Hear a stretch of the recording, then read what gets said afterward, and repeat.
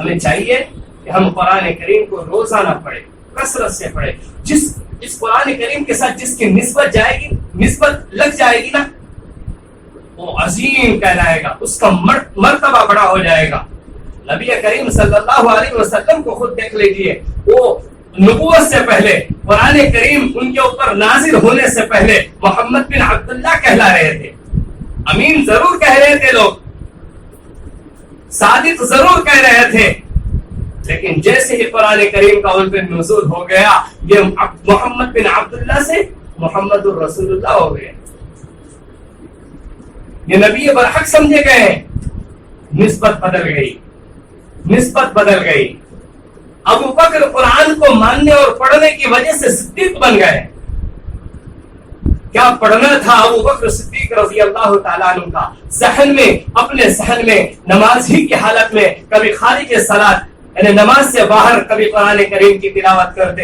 ایسے شوق سے، ایسے درد سے کرتے تھے اور ایسے عشق سے کرتے تھے کہ کفار کی عورتیں اور کفار کے بچے روتے رہ جاتے تھے اور قرآن سننے کے لیے آتے تھے. پریشان ہو گئے تھے کفار. آگے نبی کریم صلی اللہ علیہ وسلم کے پاس کہ ابو بکر کو روک دو، یہ تو اپنے صحن میں، اپنے آنگن میں قرآن کریم پڑھتا ہے، ہماری عورتیں اس کا قرآن سننے کے لیے آتی ہیں، گھر کے کام جیسے ویسے پڑے رہتے ہیں، مزدور کام پر جانا، مزدوری کرنا چھوڑ دیتے ہیں، ہمارے بچے کھیل چھوڑ کر اس کا قرآن سننے کے لیے آتے ہیں. اب منع کر دو انہیں. پڑھیے واقعات، پڑھیے. ابو بکر صدیق کہلائے. قرآن کی عظمت ان کے دلوں میں تھی. رات رات قرآن کریم پڑھا کرتے تھے، رات رات قرآن کریم. نبی کریم صلی اللہ علیہ وسلم پوری رات بھر قرآن کریم پڑھا کرتے تھے نماز کے اندر. جب اس آیت پر پہنچے، 7ویں پارے کی آیت ہے، ان تعذبهم، آیت ذہن میں نہیں آ رہی ہے. ان تعذبهم فانهم، کیا حافظ صاحب، ان تعذبهم فانهم عباد وان تغفر لهم فانك انت العزيز الحكيم. یا رب یہ تو تیرے بندے ہیں، اگر تو چاہے تو ان کو عذاب دے، تو چاہے تو ان کو بخش دے. اس آیت پر پہنچے ہیں نبی کریم صلی اللہ علیہ وسلم، پوری رات روتے رہے، پوری رات روتے رہے. اور امام ابو حنیفہ رحمۃ اللہ علیہ کے متعلق بھی لکھا ہے کہ جب اس آیت پر پہنچے تو پوری رات روتے رہے. تو ہمیں چاہیے ہم اپنا معمول بنائیں قرآن کریم کو پڑھنے کا. تھوڑا بہت سمجھ کر پڑھے. اگر پورا رکوع سمجھ کر نہیں پڑھ سکتے ہیں تو کم از کم روزانہ 1-2 آیتیں سمجھ کر پڑھ لیں. معمول بنائیں، اپنا فکر بنائیں، اپنا ٹارگٹ بنائیں. جو کچھ ہم سمجھیں گے قرآن سے سمجھیں گے، جو کچھ ہم سمجھیں گے احکام خداوندی سے سمجھیں گے، جو کچھ ہم سمجھیں گے اللہ کی پاکیزہ کتاب کے ذریعے سے سمجھیں گے. حضرت ابو بکر صدیق رضی اللہ تعالیٰ عنہ کو اس طرح سے پڑھنا کہ کفاروں کے درمیان اس طرح سے پڑھنا کہ ان کی عورتیں تک روتی آتی تھی. حضرت عمر فاروق رضی اللہ تعالیٰ عنہ قرآن کریم پڑھتے تھے. نسبت بدل گئی. میں بات نسبت کی کر رہا تھا کہ قرآن سے جس کی نسبت جڑ جائے وہ عظیم مرتبے والا ہو جائے گا. عمر فاروق کب بنے؟ ان کا لقب جو فاروق دیا گیا، عمر بن خطاب تھے. عمر بن خطاب سے عمر فاروق بن گئے. انہوں نے حق اور باطل کے درمیان فرق کو سمجھا، قرآن کے ذریعے سے سمجھا. تلوار ننگی ہاتھ میں لے کر نبی کریم صلی اللہ علیہ وسلم کا سر کاٹنے کے لیے چلے تھے کہ ان کا سر قلم کر دیں گے.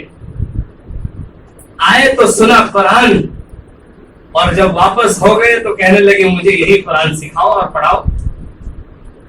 انہوں نے حق اور باطل کو قرآن کے ذریعے سے سمجھا تھا کہ حق کیا ہے اور باطل کیا ہے. اب تک تو نبوت کے خلاف چرچے کر رہے تھے، لیکن جیسے ہی ایمان میں داخل ہو گئے، قرآن کے ذریعے سے ان کو ہدایت ملی ہے، اور قرآن کے ذریعے سے وہ سیدھے راستے پر آئے ہیں، صراط مستقیم پر آئے ہیں، اور حق کو پہچانا ہے اور باطل کو چھوڑ دیا ہے، اس لیے ان کا لقب فاروق پڑ گیا۔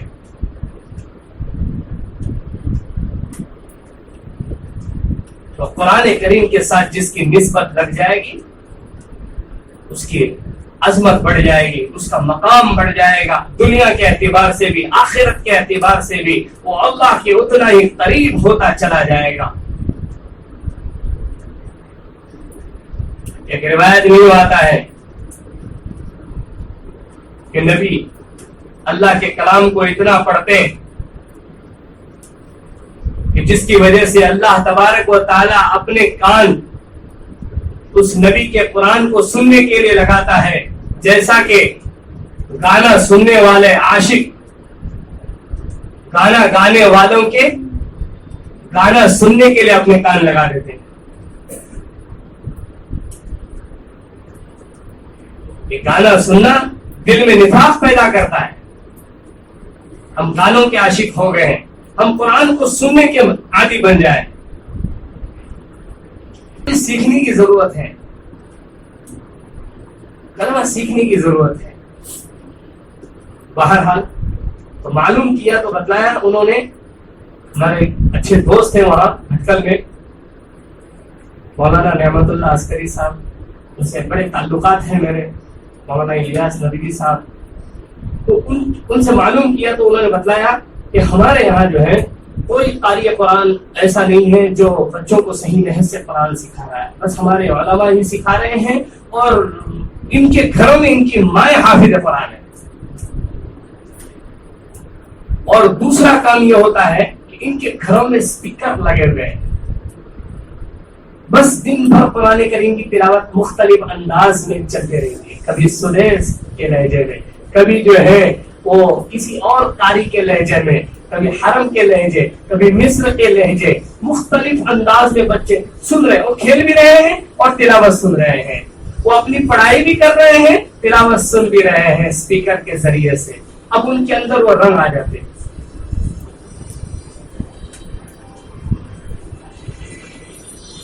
ان کے اندر وہ رنگ آ جاتے ہیں، ان کے اندر وہ ڈھنگ آ جاتے ہیں، وہ لہجے آ جاتے ہیں، قرآن کریم کو پڑھنے کا ان کے اندر ایک انداز آ جاتا ہے۔ میں نے کہا واہ سبحان اللہ۔ پھر میں نے تعداد پوچھی کہ حفاظ تو بہت ہوں گے آپ کے یہاں، جب آپ یہ کہہ رہے ہیں ان بچوں کی مائیں اور بہنیں حافظ قرآن ہے تو تعداد بتا دو۔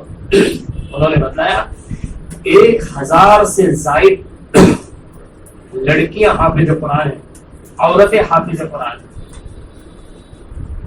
میں نے ان کو سلام کیا، کہا آپ کو میں سلام کرتا ہوں کہ آپ کی اتنی محنت قابل قبول ہے کہ اس کی تعریف میرے زبان سے نہیں ہو سکتی۔ میں نے بہت ان کی ہمت افزائی کی اور بہت ہی ان کو اپنے دل سے دعائیں دی، اللہ تعالیٰ ان کے کام کو قبول فرمائے۔ ہمیں اس کی فکر کرنے کی ضرورت ہے۔ ہمارا بچہ سائنسداں ضرور بنے لیکن حافظ قرآن ضرور بنے، ہمارا بچہ ڈاکٹر ضرور بنے لیکن حافظ قرآن بنے، ہمارا بچہ انجینئر ضرور بنے لیکن حافظ قرآن، ہمارا بچہ پروفیشنل بنے، پروفیسر بنے لیکن حافظ قرآن، چاہے لڑکا ہو چاہے لڑکی ہو۔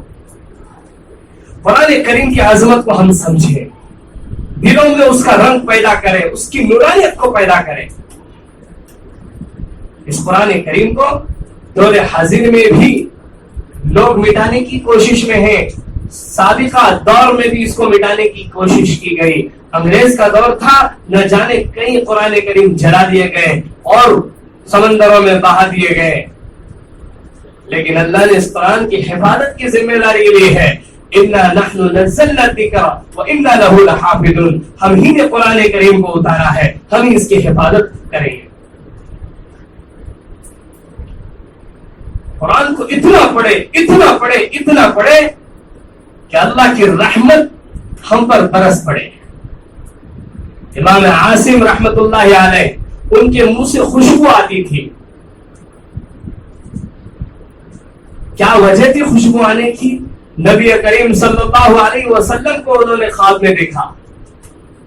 حضور اکرم صلی اللہ علیہ وسلم نے کہا اے عاصم، قریب آ جا, مجھے پتا ہے مجھ پر نازل ہوا قرآن تو کثرت سے پڑھتا ہے, اتنا پڑھتا ہے کہ اب مجھ کو بھی ترس آ گیا, تو اپنی زبان باہر نکال لے, میں اسے بوسا دوں. نبی کریم صلی اللہ علیہ وسلم نے ان کی زبان کو بوسا دیا ہے اور اس کی خوشبو ان کے مرتے دم تک ان کے منہ سے آتی رہی. حضور کا پہلی بات خواب میں آنا ہی ہمارے لیے بڑی بشارت کی بات ہے. نبی کریم صلی اللہ علیہ وسلم کسی کو کس حال میں خواب میں آ جائے, کسی کو کس حال میں خواب میں آ جائے, حضور حضور ہے, وہ نبی ہی ہے. اگر خواب میں آ کے کوئی کہے کہ میں نبی کریم صلی اللہ علیہ وسلم ہوں, وہ نبی ہے, چاہے جس بھی شکل میں ہو, چاہے آپ کی دوستوں کی شکل میں ہو. شیطان نبی کی شکل اختیار نہیں کر سکتا. خود بخاری شریف میں ایک روایت نقل کی ہے نبی کریم صلی اللہ علیہ وسلم کی, لا يتمثل بی الشیطان, حضور فرماتے ہیں کہ شیطان میری شکل صورت اختیار نہیں کر سکتا.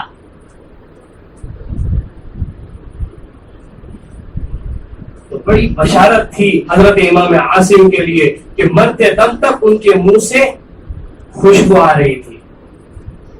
ہمیں چاہیے کہ ہم خود اس کے حافظ بن جائیں, آج کی عمر میں بھی بن سکتے ہیں اگر کوشش کریں تو. کیسے کریں؟ روزانہ ایک آیت یاد کریں, کسی کو سنا دے, کسی حافظ قرآن کو اپنے مسجد کے امام صاحب کو سنا دے, ورنہ یہ دور بھی فتنوں سے خالی نہیں ہے.